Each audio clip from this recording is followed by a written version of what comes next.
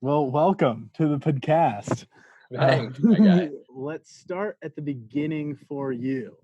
Now, when did you run into these guys and find Ripe the band? Because if I remember correctly, Ripe was already a band when you met these guys. Sort of. Sort of. Uh, Okay, good. Tell me the truth. Ripe was already a band when I joined the band. Okay. So I was at Penn State for a little while, hated it, dropped out, lived at home for a little while, worked retail, and then got into Berkeley. Came up here, and I met all these guys pretty much like the first day or two of being here, like before classes even started. Robbie lived in the same dorm and the same floor that I did, a couple doors down. Um, and I was roommates with Kevin Basco, who was the original rhythm guitar player in Ripe.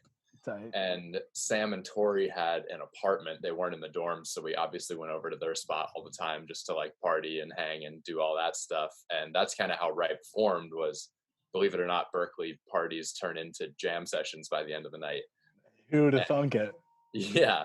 So, between like Sam, Tori, Kevin, Robbie, our buddy Charles, and yeah, there are a bunch of people involved. Yeah, for sure. They all just kind of started this little thing, and then they formed Ripe and brought in the horns, and then they started playing shows and stuff, and I was close friends with all of them, but not musically involved at all. But I did have a car, which was huge when they started getting gigs that were not in Boston. Yeah. So I just kind of floated a little group text like, hey guys, be happy to drive and, help, just do whatever when we get there. And they're like, hell yeah, like, let's do it. So I started driving them around to a bunch of gigs. We went to frat parties, Pittsburgh, North Carolina, what have you. That went on for a while. Then I slowly took over as like one of the managers. I was one of 3 managers at the time. They brought me on to do some of the more businessy stuff. I was a business major, not that that matters at all, but I was there to help. And then Kevin decided that he just wanted to go kind of pursue his own musical stuff, his own projects and his own songwriting and that. So he left the band, and it was pretty convenient because he was like teaching me all the guitar parts. He was like, I obviously wanted in. I was a huge believer in what they were doing. Not only was I close friends with them, but I noticed there was something special. Definitely wanted in. Yeah. And I was actually living in New York City. I had an internship at this management company called Q Prime when Kevin finally decided to leave the band. So they wanted to bring me on, but I was out of town. So they hired another friend of ours for a little while. He played guitar for a little bit. And then as I moved back to Boston, I just slowly kind of morphed my way into the band. Now I'm here. So what you're telling me is all I need to do is buy a huge bus that can fit 7 to 9 people, and then I can be in the band? 100%. Okay, cool. That's all it takes is 4 wheels and an engine. Oh, yeah. Well, the band has grown, so it might take 18 wheels now.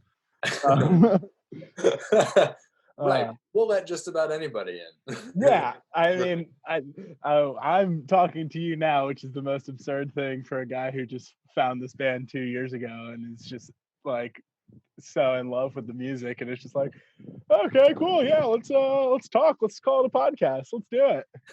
I mean, you found your way into the van already. Like you're doing all right. Dude, getting in the van, for all of you listening, lest we forget, this is going out to the stratosphere, to the world, to the fans. For all of you listening, being a boy who just gets to ride in the van. I remember the first time I was in the van, it wasn't even like to a show. We were already at a show, but we left to go to Whole Foods, and I was with like Cal, Nadav, Josh, and Sally in Charleston, and they looked at me and they're like, "You're in the van right now," and I was, or like Sally did, and I was like, "Yeah, this is kind of cool." But yeah, all right, not Ripe related question. That was just a very clean segue. Let's start where we left off. And Well, I'm sorry if that story was too detailed, by the way. Maybe you wanted more highlights. No. That was perfect. That's kind of how we're starting everyone off so far. Is just like, how did this? What's your personal story? So wait, you're from Pennsylvania. Tell us a little bit about being from Pennsylvania hating Penn State, going to Berkeley? Yeah, sure. It was a very, small town called Selinsgrove, Pennsylvania. Grew up there.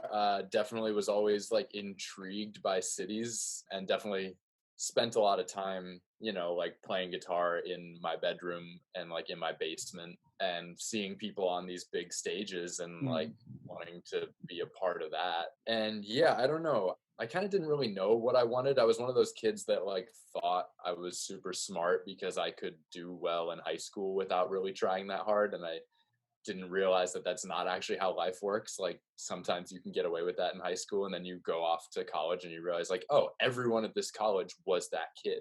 Yeah. So yeah, Penn State was just not the vibe for me. No. Well, I was in a intro to bio class. I was a pre-med major, which is Yeah. hilarious because I couldn't even make it through a semester of that, let alone med school. Yeah. And yeah, this intro to bio class was in this massive auditorium. It had like 700 kids in it, like bigger than some venues that we play. And you had one of those clicker things. You sent in your answers, and I was just like, "There's no way I can learn anything here." So No. I was skipping class most of the time to just play guitar in my dorm room. And I kind of realized, like, why don't I just maybe like go somewhere where I could be in class and play guitar? When did And you first pick up a guitar? I was about 10 years old, I'd say. So I went to a Catholic school from preschool up till 6th grade, Yeah. and went to church every Sunday and every Friday in school as well. And they had a small little band that played. By band, I mean like a guitar player and a singer sometimes. And the guitar player there taught me lessons for a little while. And so that was kind of my way of like finding a way to enjoy church more than I was to like get up and just like play some music. And he taught me chords and how to like read music a little bit, the basic stuff. So I would just like play acoustic guitar in church twice a week. And that's Nice. kind of how I got started. And then I eventually stopped taking lessons because I wanted to like play electric guitar, Yeah. So I just started listening to Hendrix and Clapton and Zeppelin, and like was sitting in my room with a CD player and like figuring out how to do it by ear. Oh wow, cool. Kind of how a lot of how I learned to play was just like learning Purple Haze and Comfortably Numb and all that stuff just kind of by ear. Not well, but it was good training. Yeah, it was just I have this instrument. I know this instrument can make the same noises or something close. Let me see if I can Yeah, mimic. yeah, I know it's possible. Yeah. Gosh, I used to like the school that I taught at last had a drum kit, and I used to just go in there. And I remember there would be like times where I'd just be like, and I'd be like, wait, that was kind of something. And then I was like, Yeah, all right, hold on, let me see if I can do that. And I could never do it again. So right. that's The magic was there, but it ran away. yeah, it's like I know that it's in there, as they say in golf, because I know you're a big golfer. The shots are in the bag. Well, actually, speaking of country club sports, you're a tennis player, isn't that correct? I am. And did you ever compete, or is it just more just for? Yeah, I played varsity in high school. My dad's a huge tennis fan, so I grew up watching it all the time. I'm a huge Roger Federer fan. And yeah, I played varsity for a little bit. I'm not so good at competitive sports, let alone competitive anything. I have a Yeah. little bit of a temper problem. I don't handle losing very well. And I quit the tennis team mid-match, Yeah. mid-season. Paint Paint the story. Paint the story. Well, I would always get pissed and like throw my racket or hit the fence or whack the net or something. And my coach would always yell at me. He hated it, obviously. I mean, any coach would. That's not the kind of kid you want on your tennis team. And I think he recognized that I had some potential, or he would have just, kicked me off earlier. Mm-hmm. But I was mid-match and I kept like hitting the thing because I was not happy with the way that I was playing. And he, gave me a penalty point, and then he came over and told me, he's like, dude, if you do that again, like I'm forfeiting the match. And so obviously I did it again, and he came over to me and just started yelling at me again. I think he was like about to forfeit the match, and then I just said, I was like, dude, like I'm out, like I'm over it. And I took off the jacket, handed it to him, and just walked away, got in the car, and drove home. Wow, that's incredible. Just take your ball and go home. Yeah. So, yeah, for those listening, fans, when you see John Becker giddy and smiling on stage, know that there is a boy who would take his racket and go home inside there. So he is having a lot of fun.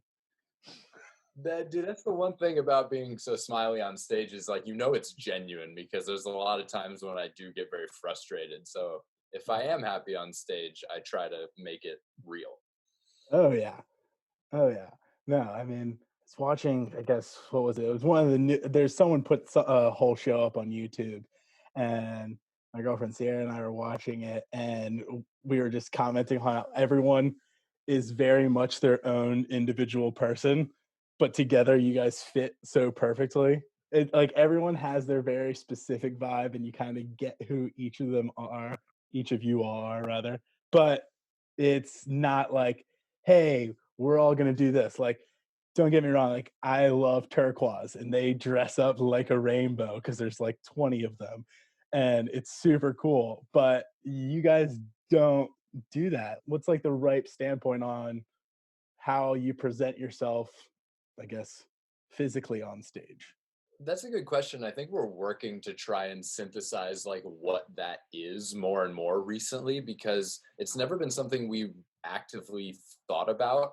I think it's just the whole thing in every way has been very organic. Yeah. And I think that like what you just kind of described, how everyone has their own vibe individually, and then it comes together on stage and creates what you know as Ripe and what you envision as Ripe. I honestly like don't have a great idea of like what that even looks like because all I know is like what it looks like for me interacting with my best friends on the stage. And I Yeah. think it's just kind of that emanating out to the crowd and people see us Mhm. genuinely having fun, having a good time, smiling, making each other laugh, jumping around, like being silly, sometimes being like, you know, Yeah. ridiculous. It just kind of comes together in a way that is a little intangible. And we're trying to work towards like, like what can we be wearing so that we look a bit more cohesive and like what exactly are we trying to give off from a visual perspective? Like, Yeah. is it rainbow colors or I think rainbow is like the one thing that does work really well for us, like in Little Lighter when Bradley makes it go all rainbow crazy. Like that feels like pretty close, but we're also not like unicorns and rainbows. Like it's not your typical rainbow vibe. No, yeah. I mean, it's been interesting how you guys been finding that, and even with like what you've been putting out on social media, and like, I have the right poster from Denver, which is like bright yellows and greens, but then your 5 in the morning, it's more like of a muted, colorful. But whatever it is, it's gonna be colorful. I think. Yeah, I agree. But I think it's kind of like, like Robbie always talks about, we talk about the concept of joy, but Yeah. how joy isn't just like bubbly fun in the sun, like happiness, like there's a real weight to it. Mm, There's like, I don't know, I guess that kind of plays into the whole color thing. It's like, yeah, you can put rainbows up the whole time, but that's not exactly the message we're trying to give off. It's like, you can come to a Ripe show and experience joy, and what joy can be is like maybe living in your sadness that you're feeling or a tragedy that happened to you, and like that can be joy, is to really experience those emotions to their fullest. Joy doesn't mean happy or ecstatic or smiling. Like I think catharsis is a thing that we were going for at a Ripe show, is like whatever you're feeling, feel it super hard and just like let that just go throughout the room and meet new people and bump into them and do it with other people. And I don't know, it's tough to yeah. nail that in a visual way. If you want to nail that in a visual way, and thank you for saying catharsis because that's a huge theater term, and I'm a theater nerd for those of you who don't know. But watch the video of me dancing to follow through. I mean, Yeah, that is literally just pure catharsis. We try our best to feel okay, and like I literally, I mean, it doesn't make any sense that a girlfriend of the band, shout out Sally Stempler, the videographer, videotaping me has led to this. But it's also like when I think of that moment, it's just like that was such a release of catharsis of like taking weight off of my shoulder, but and just holding it there and just like unable to control myself, but at the same time, very much in the moment. yeah, Uh, and building a heavier smile, right? yeah, thank you for catching that and No, bring. I got you, dude. I Yeah, mean, like, you look at your face in that video and like you're not smiling. Like I wouldn't take that face, out of context and say that person is happy. But yeah, like there was a real weight to what you're feeling, and I think it's like sometimes you're feeling emotions and there's not even a specific one. You're just feeling a lot of emotions Yeah. at the same time, and they make this new emotion. Like, dude, I was on a plane a little while ago, and I was listening to the new Brook and the Bluff album, and it was like 5:30 in the morning, and the sun's rising, and Hallways came on, and it was just this moment where I just felt like, you know, my eyes watered up, but I wasn't sad, but I wasn't happy. I was just like feeling so many things, and like that song and that moment just made me feel it. And, you know, you Yeah. don't always have to know what it is you're feeling, but you're allowed to just like explore feeling that even deeper. And I feel like that's what you were doing during follow through. You know, like, what am I even feeling right now? I don't know, but this is crazy. This is just nuts. Yeah. No, I definitely like that idea of just like you don't have to define your feeling, but just be open to whatever comes and whatever you experience. For sure. Yeah. It's really easy to sometimes just want to push a feeling away or deal with it later, especially when it's a foreign one. Yeah. I mean, it's funny because like I've listened to your music. I mean, I first got into it because I found it when I was needing happy, joyful music. But in the same respect, I've also been to a concert and of a different band and was like, this concert is gonna make me happy. And I like prescribed myself joy from this concert. And I ended up just not getting that and ended up like having like almost a panic attack at this show. And like we had to Yeah. leave early. But it was just like it's music that I know that I love and brings so much joy to my life, but it just was so in the forefront of my mind that it's just like you're trying to get joy out of this and all you're thinking about is the thing that's bringing you down. But Yeah. it's also that was such a night of just me learning about myself and learning like, hey, you can't tell, at least for me personally, like you can't tell yourself this is going to make me happy. No, it doesn't really work like that. No, it doesn't. I mean, And that takes away from, I think, finding out what about that really does make you happy. yeah, Because like it's not like the whole thing. Like there are parts of it that are gonna be the ones that really get through to you. Like when we go to a fish show, it's like, yeah, sometimes there are moments that don't make me happy, but then in that I realize the moments that really do make me happy. yeah, exactly. Uh, And also, I feel like speaking of fish, might want to touch on like how you came into the fold past a video, huh? Oh yeah. No, that's very true. Well, so we do need to let me start by saying we need to give John Becker also all the credit in the world because so I'm walking around. I brought a friend who had never been to a fish show, had never seen a fish show to a show. And I was like, we're gonna have a great night. It's always good to bring someone new to a fish show. Finish the first set, and I go, all right, it's set break. We gotta walk around, we gotta see people. I want you to interact with people, and we didn't walk maybe 5 feet, which also means that we were right next to each other the entire first set. We didn't walk maybe 5 feet when I hear Connor, and there's legitimately I probably knew 50 people that were going to be at that show. So I was not expecting to like see you. And I, but I also just turned and just see Robbie's fro just glowing in the light. And I'm just like, oh my gosh. And this is what, a month later? Like the show Yeah, that show was in about a month. August. Yeah. At Meriwether Post Pavilion in Maryland. Yeah. In Maryland. I was living in what, Virginia at the time. You were living in Boston at the We just time. drove down for the show. Just drove down for the show, and we just happened to be like 10 feet from each other. And for the record, John shouted out Connor, did not shout out green headband guy, which I totally would have responded to for the record. Because for the listener at home, there's pictures, and if you know, I'll supply the pictures, but I was wearing the exact same outfit that I was wearing. Yeah. And what's funny enough is I also had someone earlier in that day ask me if they could wear my bandana, and I was like to a different thing, and I was like, no, it's kind of like a whole look, and like as just like terrible as that sounds of me talking about my look, but yeah. And then so turn and see Robbie's beautiful fro, and I see John, and I just immediately throw hugs on you. Meanwhile, my friend who's at his first fish show is like, who the hell are these people? because we've been with Connor's friends the entire time, and that is the biggest ovation you could. And it was just literally, I love you guys. And you just go, no, we love you. And then we hung out the rest of the night. It's a beautiful night. Yeah. Hell of a set too.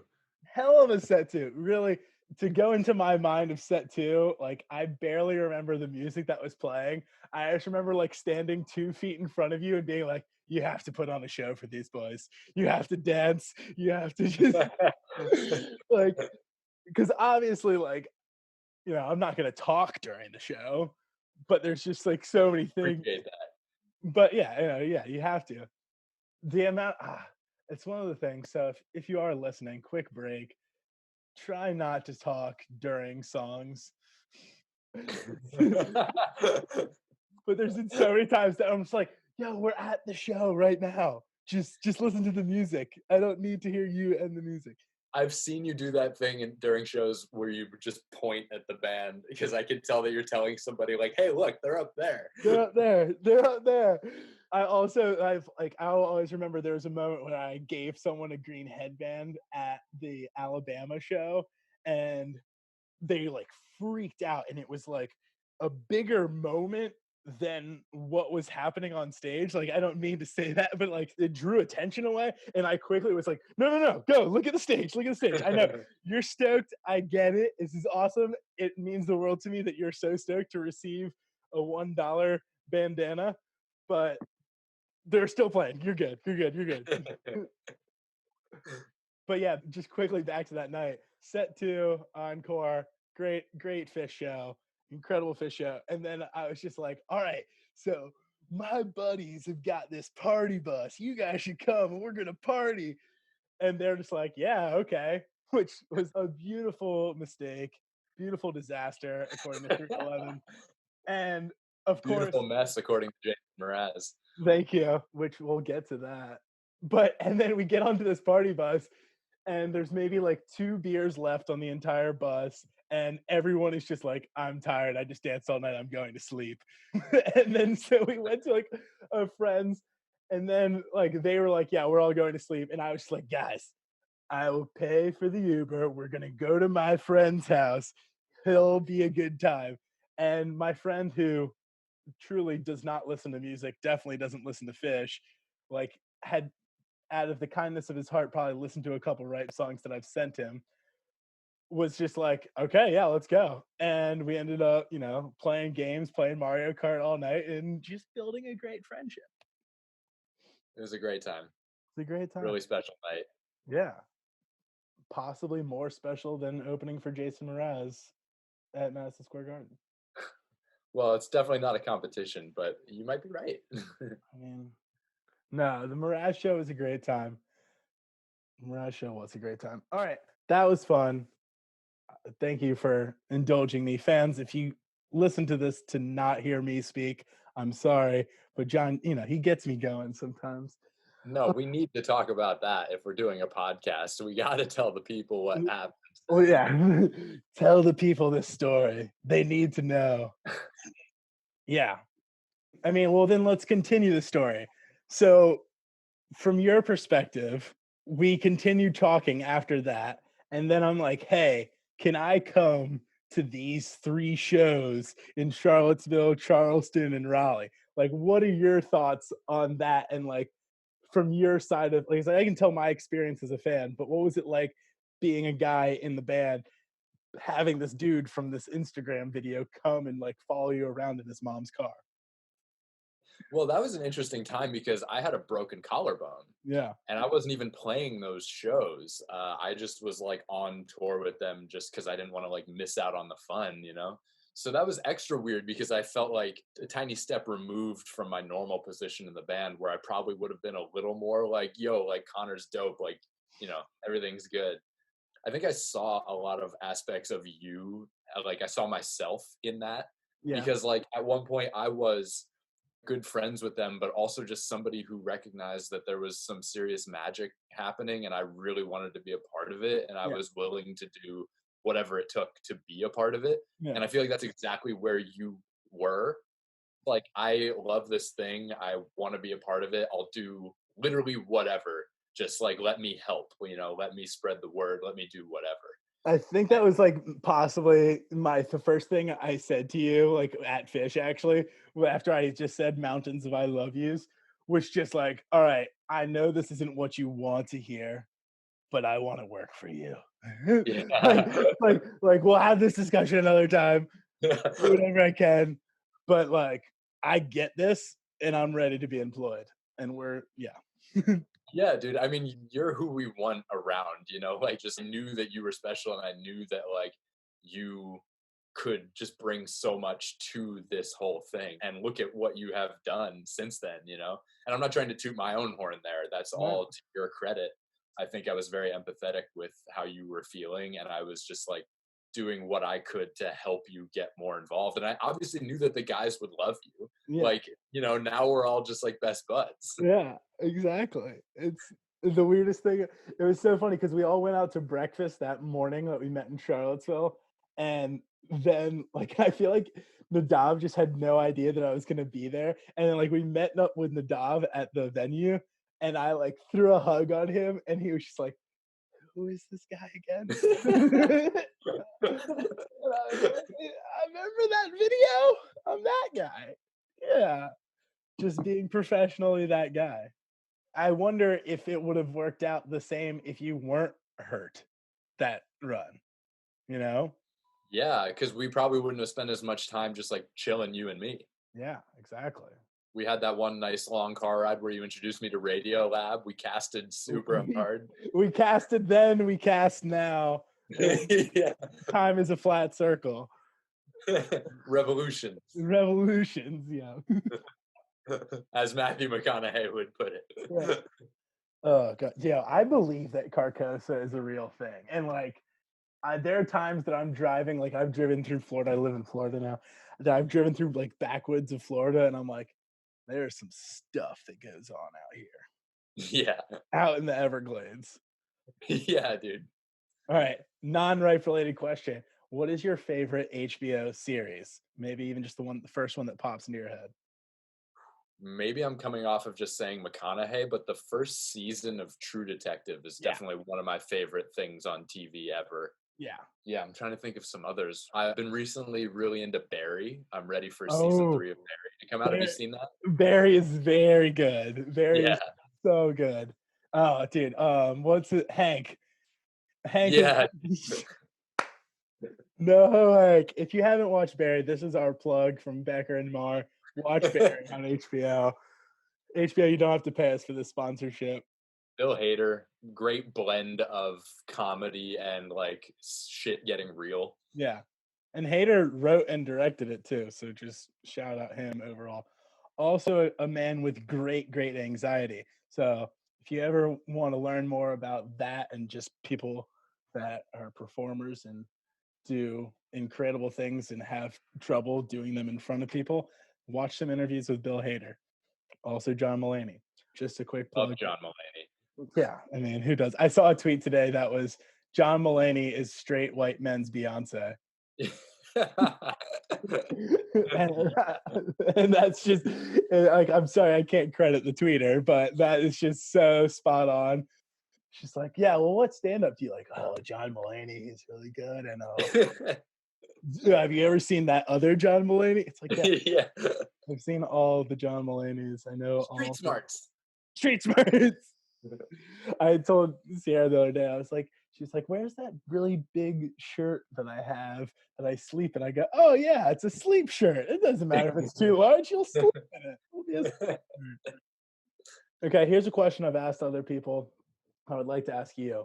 So picture yourself a 12-year-old kid, possibly not 12-year-old John Becker in like the early aughts, but more like in the 80s, wonder years, and you just have a lunchbox of like, this is what I rep super hard. Like if it was me and the question was at 27, who are you repping? It would say Ripe on it, right? So Yeah. like when you were 12, so not 20 something John, when you were 12, what was like the thing that you were like all about?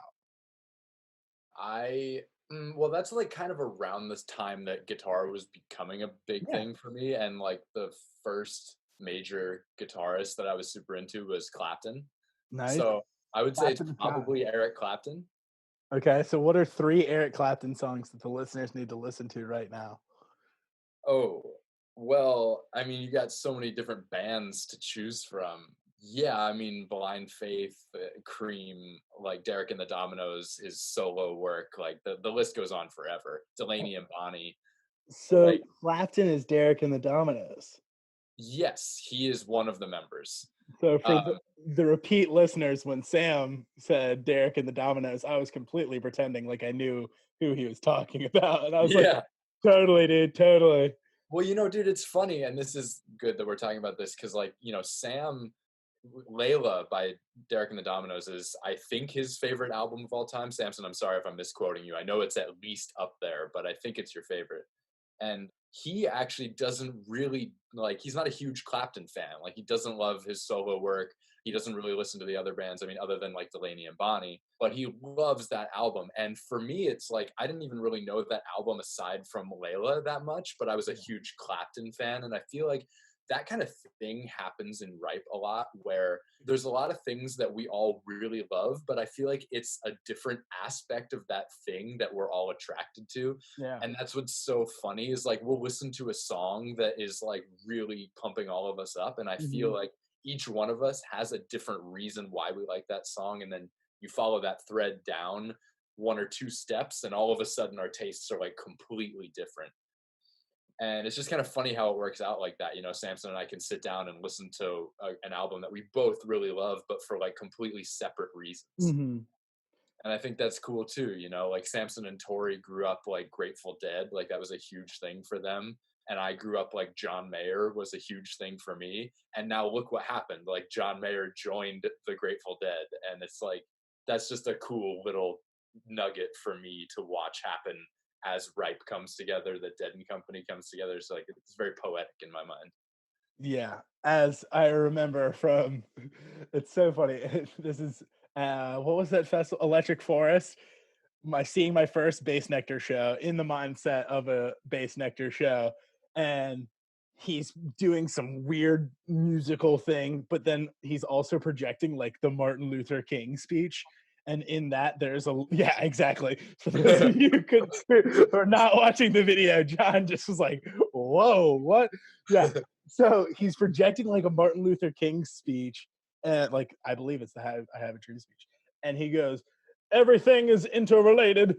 And that was just a moment for me where I'm just like super in my head thinking about like 17 different things. And then like, I'm just like, whoa, everything.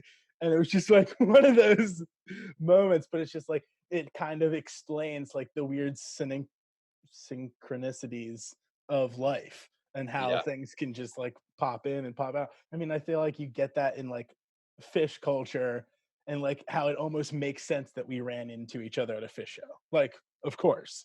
Yeah, 100%. It was like had nothing to do with Ripe. It was just like me and Robbie doing a thing that we love to do as people, and you doing a thing that you love to do as a person. And that's how we collided paths. It was like doing a thing that we love to do separate from this business that we're Yeah. also like working on. I don't know. I Yeah. agree with you. Also, shout out to Cosmo and the Cosmic Consciousness.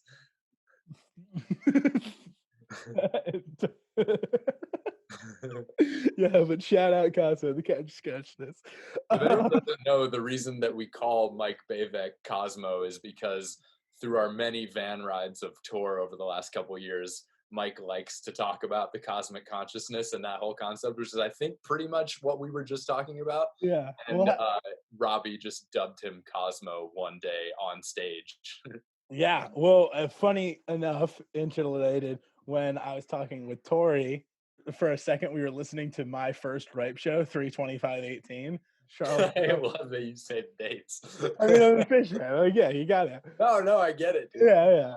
32518. But and we're jumping around because he was trying to hear me whistling during the show. Yeah. On every recording, you can hear my obnoxious whistle. But Robbie does his, put your hand up in the finger point, and it said, "Thank you, Mike." And Tori was like, "Wow, that's pre-Cosmo years." Yeah.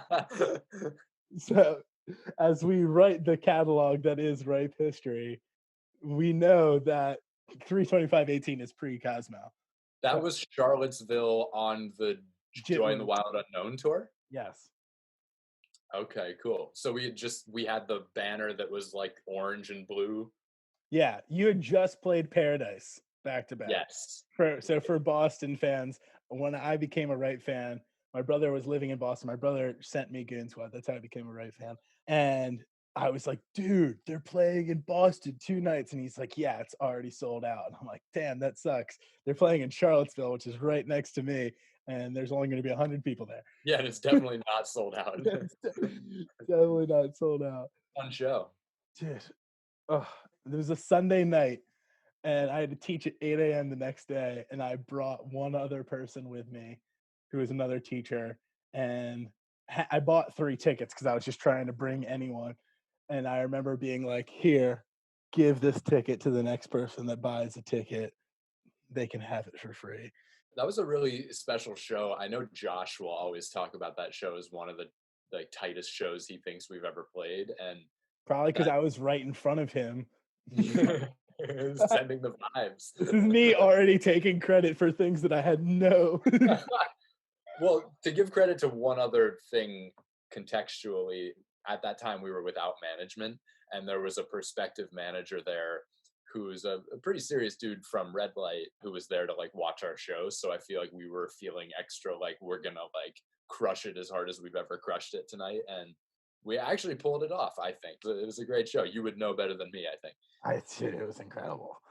I don't think I slept that night. Also, shout out that dude from Red Light because I don't remember his name. Sorry. But the next 2 times that you guys played in Charlottesville, I like talked to him like all night. It may not be the same exact guy, but there was a guy that I just talked to, and like he like sent his kids to the school that I was teaching at the time. Oh, nice. Just a good time that we talked politics all night. It was great.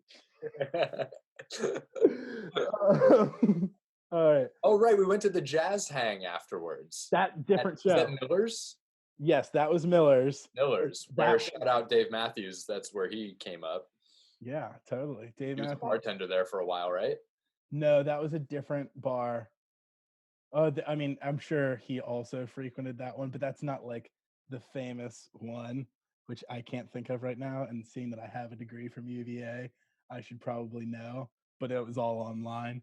So shout out UVA's Masters of Education program. We got a lot of sponsors here. Trust me, they're going to come rolling in. This is the premium tent that they want. A lot of sponsors. All right, so yeah, who else are you sponsored by? Who else am I sponsored by? Well, Heirloom Coffee. Here, I'm wearing this shirt from Charlotte, North Carolina. Wow. A lot of coffee shops throughout the country. A lot of bands who we've toured with. That's like pretty much my entire wardrobe. Yeah, it really is though. You should really venture out. Well, that and Nikes. You're a big Nike on stage guy. Yeah, I am a big Nike on stage. I tried New Balances for a little while. Couldn't jump as high, not gonna lie. And that is something that is a concern for you because you do get some quality jumps in on stage. Yeah, it's pretty much all I have. You can play your guitar too. Yeah, I do that, but nobody's watching that. Yeah, because some idiot in the front is waving a green bandana around trying to get all your attention. That made me laugh so hard because I've seen that video, that moment in the show where we did Who Are You from a different angle, but with you doing this with the headband the whole time, it really makes it special. Truly, like, shout out Steph, don't know how to say her last name, can't remember it right now, but this girl got a video, like, and she definitely positioned herself, like, behind me so you could get, like, a perfect video of John and me just waving the heck out of my green headband. But yeah, I mean, according to Robbie Wolfson, 2/8/20, he called you Sporty Spice, and I cracked up. Webster Hall? Webster Hall, yeah, of course. All right. What is your go-to comfort meal when you don't feel too good, either physically or emotionally? That's a good question. I wrote them down. Yeah, that's a good one. I would say probably a burrito. What's in that burrito? What's in that burrito? So I'm a big carnitas guy. So Mm. normally from this place Amelia's that Tori and I love to go to here in Alston, it's I get carnitas, refried beans, and some rice, and then we get some guac, some cilantro, some chipotle mayo, and then you add some of that red El Yucateca hot sauce on top. And yeah, it's pretty great, dude. Pretty great. Uh, I've frequented that Amelia's with Tori. He eats very healthy except for when he wants to eat at Amelia's. he knows how to go off. He's been into the chimichangas recently. Oh, recently, that's the only thing I've ever had there. He just says, Connor, I know the way you eat. You're gonna want a chimichanga. You're gonna want them to take this, and then you're gonna want them to deep fry it, and then that's how you get the queso. So shout out Amelia's. And Tori Geismar, who honestly created the burrito that I just described to you. Like we bonded over going to Amelia's a lot and just getting that same burrito. Tori's got amazing taste in food. Yeah. All right. So let's stay there. What's it like being in a 7-piece band, but you're one of two of the same instruments? Yeah. There's a lot of compromise and a lot of talking. Yeah. It's a democracy, like we just kind of treat everything equally. And yeah, it's as tough as I'm sure you can imagine, but the end result has just proven to be worth going through what we go through. And I'm fortunate that we don't have to deal with any of the like, oh, well, I wrote this guitar part in this song, so I think that I should get an extra 3% of Yeah. the songwriting. Like it's, we just don't talk about that stuff. Like, yes, we do a lot of talking and a lot of listening, a lot of making sure people are heard and we're not dismissive to anyone's ideas. Like we've been trying to get better at when somebody presents an idea in the room instead of presenting a whole bunch of ideas verbally. Like if somebody says an idea, like let's just try it. Let's like see someone's idea out. And even if you don't like the idea of it, the concept, like just give it a shot and we'll hear what it sounds like. And if we don't like it, then we'll move on to another idea. And if we do like it, then we actually gave that idea a fair shot, but it's taken a while to actually realize what things are causing tension and what aren't. Like it gets tricky sometimes when you're in a creative space. You're super vulnerable, you're like putting an idea out that you might be really excited about, and then there's 6 people in the room that are all just like, nah, I don't want to do that. Yeah. And that can feel shitty, but not that anyone has any ill will. It's all a taste thing. So I don't know if I really answered your question. Maybe I gave you more of a glimpse into what we do in the rehearsal room, but Yeah, it's fine. I mean, you answered a question. Not sure it's mine. yeah. No, but the 2 guitar thing is fun, honestly, because I feel like we have our lanes, like my right hand usually goes throughout the entirety of a song, and then Yeah. Tori's left hand goes throughout the entirety of a song. And that's really cool in a lot of ways. I like the way that you just put that. Yeah, but we can also mix it up too. Like there's plenty of songs where he's doing some funky rhythm stuff and then I might play some leads. Like Yeah. I don't think that we're boxed in. I just think there's things that we like to do, and maybe I am more creative when it comes to writing a rhythm part that's more about the feel than it is the notes. And then Tori's really great at writing melodies and lines, and he writes the catchiest stuff, dude. He's just such a hook master. Like you can just play him a chord progression, he'll just start playing this amazing thing, and then we'll stop and I'll be like, dude, what was that? And he'll be like, I don't know. And it just pours out of him. Trust me, I know. I think that's also a cool thing that he does, as we've now segued into the praising Tori Geismar part of the show, is how he does put some of his stuff that he comes up with on his little garage band online for us being the fans to go, oh, hey, that was kind of cool, man. You should keep doing that. Yeah, he's a very creative soul. A lot. I mean, every person in this band is. I definitely feel like I'm surrounded by people who are really impressively good at music, and it's very overwhelming a lot of times. And I'm just trying to keep up. Yeah. Oh gosh, I was gonna quote my grandma. The first time I played right music for her, she was just like, "That's not a band; those are musicians." Yeah. And I was just like, "Yeah, grandma, you get it. You absolutely get it." I remember when I would show my grandma Ripe stuff, the one thing she used to always say was like, I just love it because you can just like, you can really understand the words. You can understand what he's saying.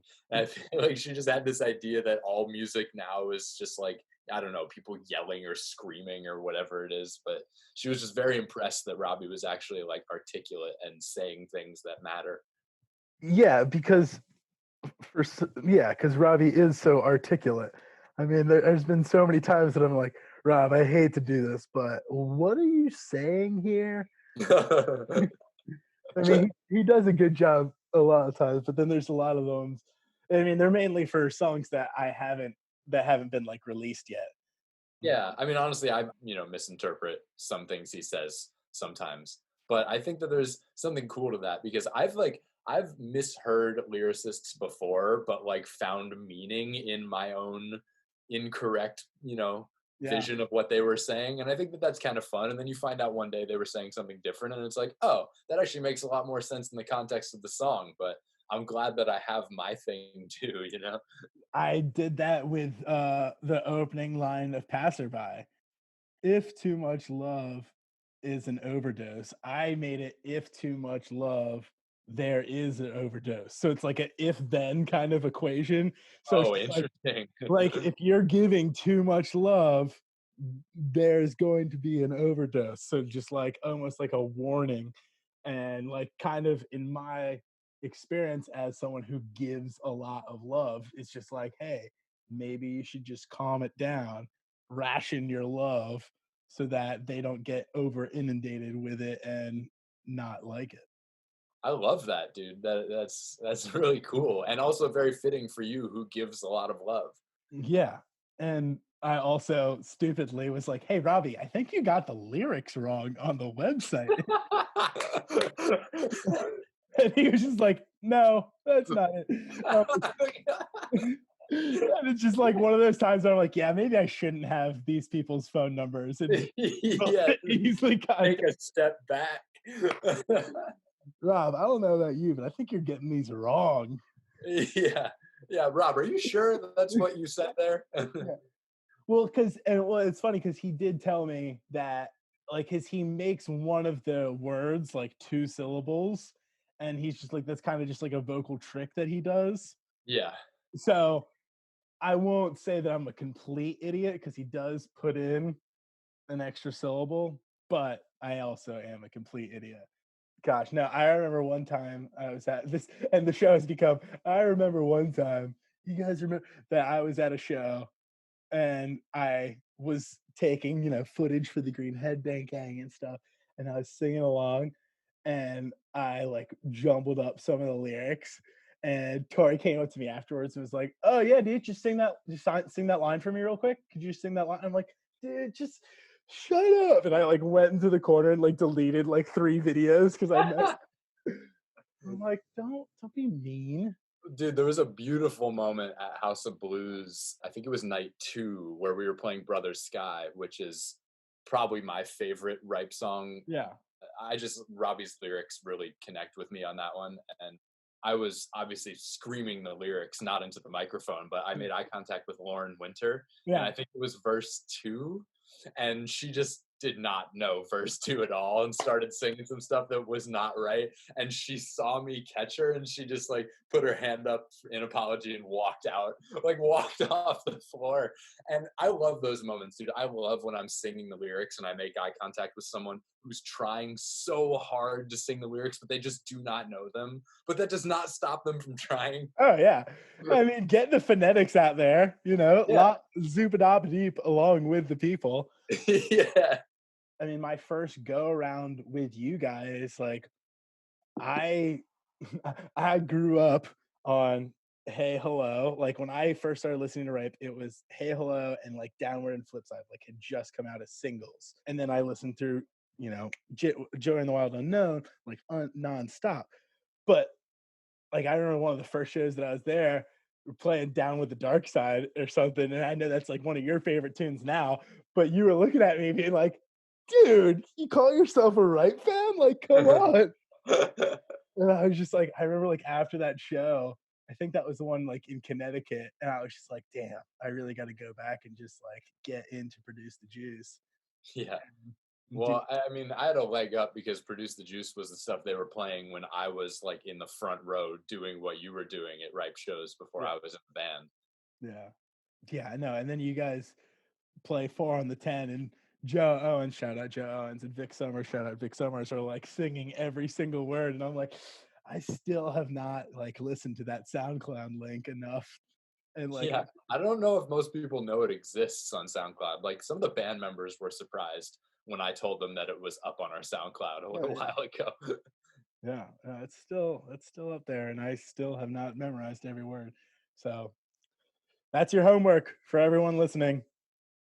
Go to SoundCloud and listen to earlier recordings of Ripe. Don't worry about the new stuff that's coming out. Don't worry about the new stuff that was just released. Just only the stuff that was done in like 2013. All right, so I asked Cal this question. What is a song that maybe even I don't know about that could be on either the next full length thing or maybe even the one after that, but just one that you guys have been working on? You're like, ooh, this could be something here. Just so when we're listening to this 10 years from now, you're like, wow, Becker knew it. He called a shot. Yeah. So two come to mind immediately. There's a song called Brendan that started as like an idea I think that Josh and Robbie had, and then Josh slowly like took the demo around to each member of the band and we added parts over top of it, which was a really cool thing because normally we like some small group will make a demo and then we bring it into the live room with everybody and we work it out like live Mhm. arrangement wise. But this time around, we actually all contributed to a demo, which I thought was a super cool process. Anyway, I digress. Brendan has everyone very excited. And there's also a song called Settling that was written in LA not too long ago that I think everyone's also very excited about. And that was Cal's choice. So Oh, just you said we're Settling? now 2 for 2 on settling. Uh-huh. Uh, so I'm just saying, I'm just getting the people stoked. Just getting the people stoked. That's awesome. Um, Makes me happy that he said that. yeah, it makes me happy too because I have heard it some freak way, and it is fantastic. Well, it has me excited, and maybe I false hope here, but that song started with a guitar part that I like wrote in my bedroom, and there have been like a few times, and they're few and far between, when a Ripe song comes out of a part that I wrote, like an idea that I had, and all of them to date have gotten shelved slowly over time, which is like it's fine, I can let it go, but my hope is that this one maybe breaks through and becomes a thing that we actually play on stage. Well, luckily, I'll say that I don't know how to write songs, so you don't have any competition with me writing rape songs. That means a lot, Connor. I appreciate that. I told you I'm not good with the competitive things, man. That temper. Trust me, I've seen it. Um, Shout out Electric Forest. Shout out electrical. Wow. All right, but let's talk about that for a second. We allude to Electric Forest because if we listened so far, you can tell that John and I get along very, very well. Electric Forest, great show. Guys played great. John hit all of his notes, but he wasn't the smiley, giddy, I'm going to do my fancy footwork. Actually, I do think that you did do the footwork with Rob that show anyway, which is so funny because he's in like this foul mood on stage, but then he's still just like, oh, I can do the kicks with Robbie, the T25 kicks. And I was just like, oh, this is gonna get him out of it. This is gonna get out of it. And then he was like, no, I'm still upset about something. So tell me about that show. What was going on, man?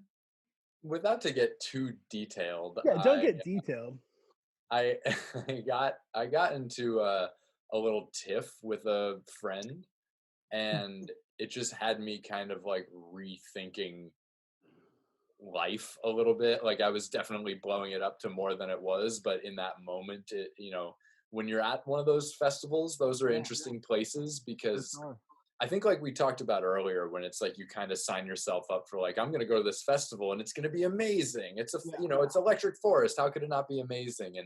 And we go to those types of events a lot where like people who are buying tickets and showing up as participants are all kind of like, this is about to be amazing. And obviously we have that same mindset too, but you're at this place, you're in the middle of this beautiful, whatever you want to call Electric Forest. I can't even think of a noun Forest. that works. Yeah, forest, thank you. And you're surrounded by all this stuff, and me having just had dealt with some personal stuff, put me in a pretty bad mood, and it's this really dissonant feeling to be in this like magical, beautiful place where you're supposed to be having the best time of your life, For but sure. feel like all you want to do is go home and crawl into your bed and just kind of like not deal with anyone else. Yeah. And I think that's a feeling that can be a tough one to overcome for me personally, because like when you're on stage and you're in front of a bunch of people, but you're having that overwhelming feeling of wanting to be an introvert and go run and hide, Mm-hmm. it's tough because you can't hide. You can't like not let people see you. I think Yeah. you could argue that I can hide because I did hide from you and not make any eye contact. But with people that don't know me, I can't really hide. Yeah. And that's just a weird feeling, and that just makes it cycle even worse, because you're Mm-hmm. already in a bad mood and you want to not be looked at, and all these people are looking at you, and then you get self-conscious, and it spirals, and that's definitely what happened. And it's just also a weird part of a job that, people don't realize is just like, yeah, I also am a human being, but my job is to go out in front of a lot of people, even though I do want to just crawl up into a ball. Yeah, for sure. And And that life is going on the outside of the 45 minutes that you're on stage. yes, yes, it does, and we have like whole lives that aren't being on stage. But I mentioned this earlier, and this is my rationalization for Mm-hmm. those moments where I do get upset. But I feel like when I am smiley and giddy and dancing around and having the best time of my life, I'm genuinely doing that. Oh yeah. Like I never want to be the person that like goes on stage and fakes it, Mm-hmm. which is tough because in those moments when I'm sad, I have that thought and I'm like, I'm not gonna fake this right now, which I think just poses a challenge for me and one that I'm excited to hopefully overcome, which is like find a way in those moments to genuinely get out of it, Yeah. to not like push it aside and say I'll deal with it later, and not Mm-hmm. to say like fuck it, I'm upset but I'm in front of people so I'm going to smile anyway. But I want to find a way to actually be like, you know what, I'm here, I'm doing the thing I love, I'm with the people that I love the most, Mm-hmm. and I want to just like have a good time and then get out of it and genuinely go back to having a good time. Yeah. That's my goal, is to be able to do that. And I've gotten a lot better at it, but I've still got a long way to go. Hey, I mean, like everything in life, especially when it comes to dealing with yourself, it's a process, you know? Yeah, a never ending one, I think. Never. No, actually, I'm totally good mentally. I know how to handle everything in my life, and I'm perfect. If you didn't Tight. know. All right, tight. Thanks for coming on the pod. Do you have anything just to end it with? Just deep talk about John Becker's mental states pre and post shows. But do you have anything for me that you maybe thought you wanted to bring up, or anything at all, without me just closing out like this? No, I honestly didn't really think about it too much. I was genuinely excited to do it, and it was super fun. This was, it's just us hanging out, and we're Yeah. recording it, so it doesn't feel different than any other time we hang out. Well, actually, I'm going to keep talking to you because I want to talk about hanging out. Can you define to me the hang as broadly or specific as you would like to get? The hang. Well, I feel like when we use like the hang, like, this is the hang, it's like we are currently bonding with people and like sharing a moment with people Mhm. that we feel is very special and Yeah. something that we would love to make happen again, Mhm. And I feel like it's interesting in this current climate that we're living in, the hang is something that's become a bit of an obstacle to overcome, is like how can we get to the hang with Yeah. these limitations. Mhm. And I think that like FaceTiming is obviously not the same, but like it checks a lot of the boxes, Right. and I'm having a great time hanging with you, and I've been FaceTiming and calling people on the phone more than I ever have.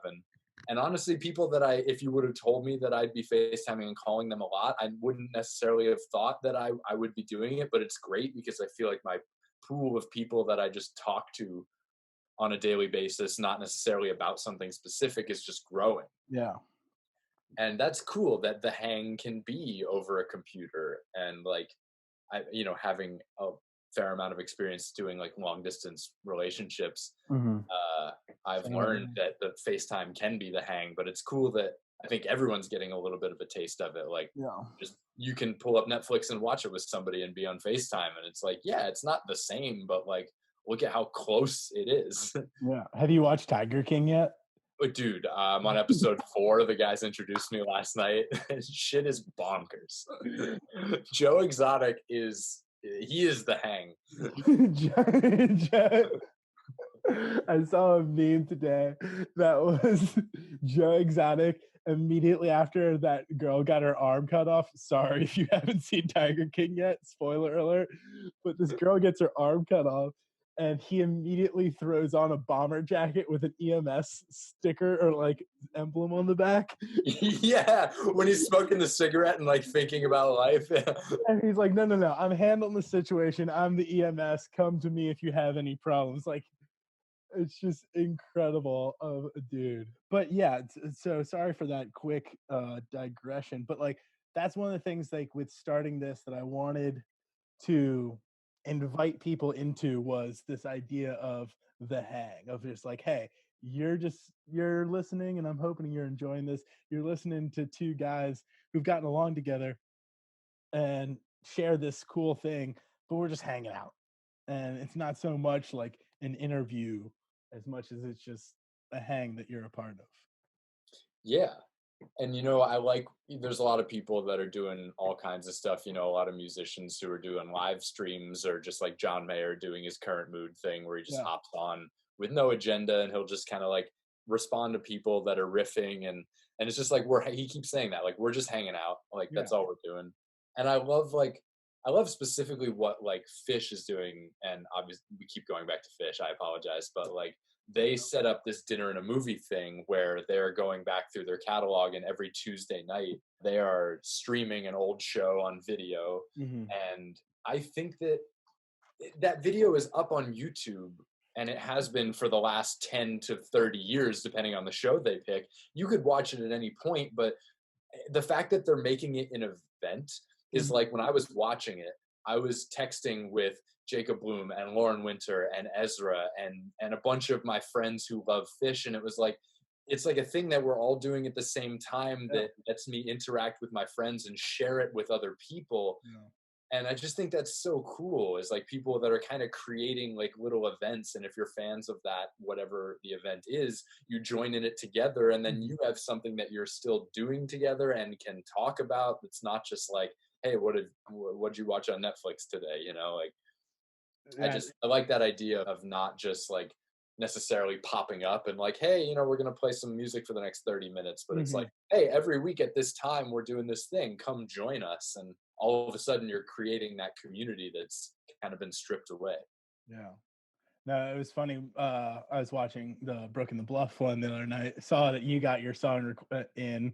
Was so jealous. I was like, gosh, that's just another example of how I'm not in the band. If it makes you feel better, that moment was huge for me. That was amazing. They made my request. They shouted me out by name. Oh my God, I love you, the Brook and the Bluff. Yeah, but so Ezra was sending me something, or like was planning on sending me something, and he goes, "Let's just do this after Brook and the Bluff." And I was like, "Yeah, totally." And like we were just like both like very into, "Hey, we're gonna be watching this, and this is a live moment that we want to be totally tuned into, and that life can go on afterwards." Yeah. It's weird how, with everything being so on demand, everything's moving towards more things that are on demand. You kind of do it when it's convenient for you. And that's why concerts are so amazing. That's why I love going to a movie theater, is like, you're experiencing a thing with other people at the same time. And obviously on a computer is not quite the same, but as we were talking about earlier, like, it's pretty close, and you still get to talk to your friends about what cool thing just happened. Yeah.